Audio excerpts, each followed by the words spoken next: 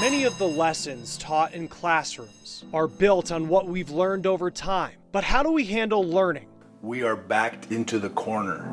As we're still learning to handle challenges we've never seen before. This week on The Race, we're taking a look at education in America, how districts in places like rural Colorado are making sure every student's connected. The new ways of making sure students make the grade, and the obstacles facing parents, teachers, and students in a new era of education. This is The Race. Welcome to The Race. I'm Chris Stewart. It's impossible to predict what this school year will look like. Districts are trying to make sure that students have access to education in a safe way.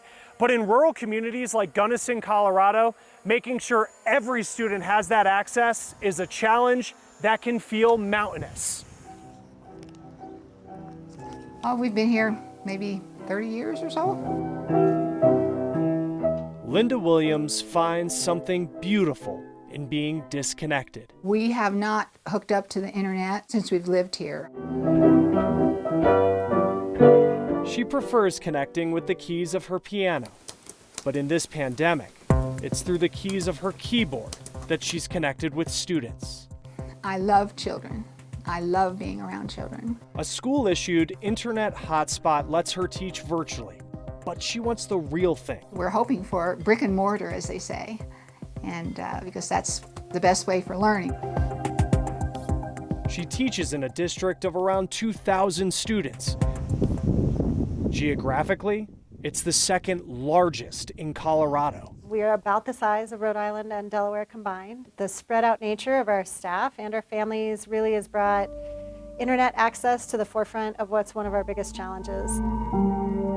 Superintendent Leslie Nichols says most of the district is outside broadband and cell phone range. In the most rural parts, satellite is the only option. It's really not a whole lot better than dial-up service. She says for about 200 students, that's a problem. It's not like I have half my districts unable to access the internet, but those kids matter. Here the school year will start in classrooms, but learning could go virtual. All of those plans require good access to the internet. I don't feel like it's the high school experience everyone else gets. Sophomore Nicholas Ferraro uses a hotspot because his internet at home isn't strong enough. I'm not sure I know what the future is going to be looking like if I'm going to go to school or not for the whole year. Nationwide, 1 million school-aged children live in areas with limited access to the internet. This country, in the 20th century, we electrified America, and then we got phone service to everybody in America. And it is past time for us to adopt that mentality with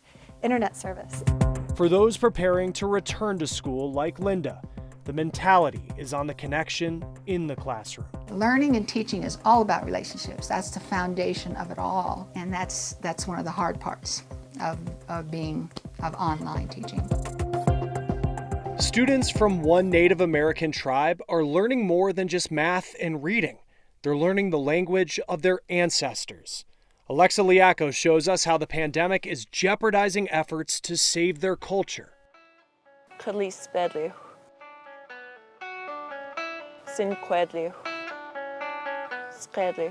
It's a language born in these mountains, sacred to the Kalispel tribe of northeastern Washington.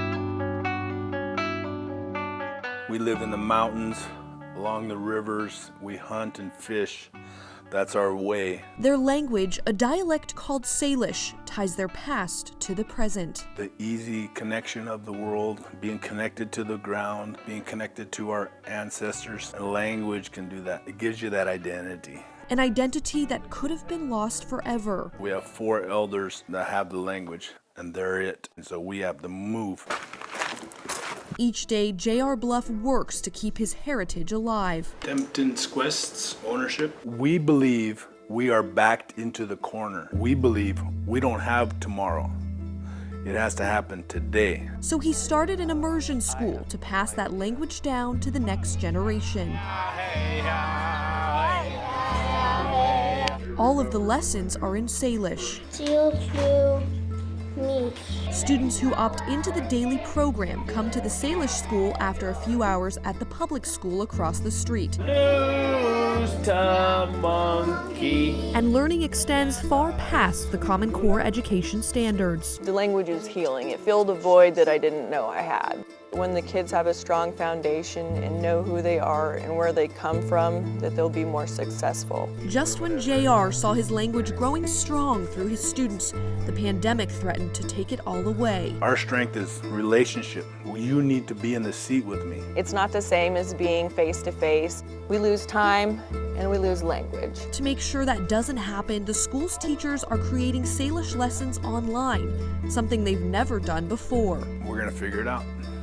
I don't know, we have to figure it out. It'll take that extra effort in a place where Wi-Fi is not reliable and instruction is best done in person. It's a sacred breath. You're not just hearing words, you are actually with me and you're hearing my breath.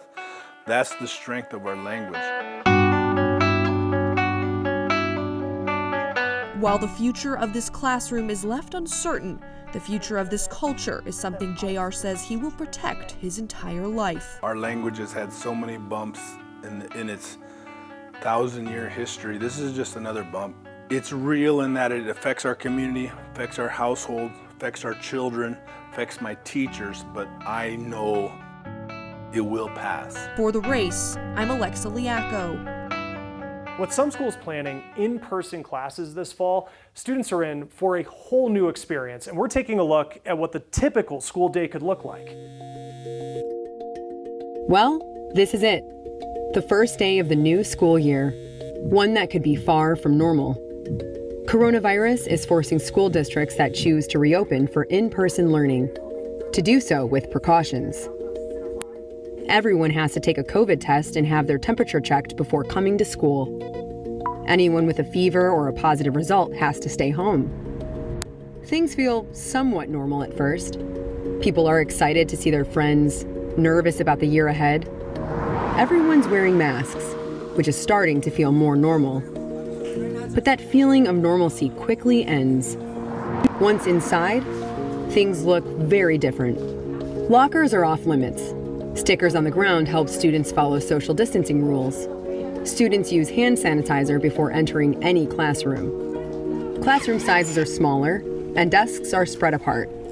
Having the windows open with fans blowing out helps circulate the air. The bell no longer rings between classes. Dismissals are staggered to help keep the halls as empty as possible. Teachers thoroughly disinfect their classrooms between each class. Students go through the school day with the same small group in hopes of minimizing exposure to others. That includes lunch, the only time school policy says you don't have to wear a mask. Classes resume for the afternoon. Gym teachers focus on individual skill-based activities since team sports are out of the question. Music classes are held off-site in spaces where students can spread out, while band and choir rooms act as big classrooms. Students leave for the day, ready for any scenario, including a sudden switch to online learning. The pandemic is impacting special education programs across the country, and how teachers in rural America are taking on the unique challenges of this pandemic. Next.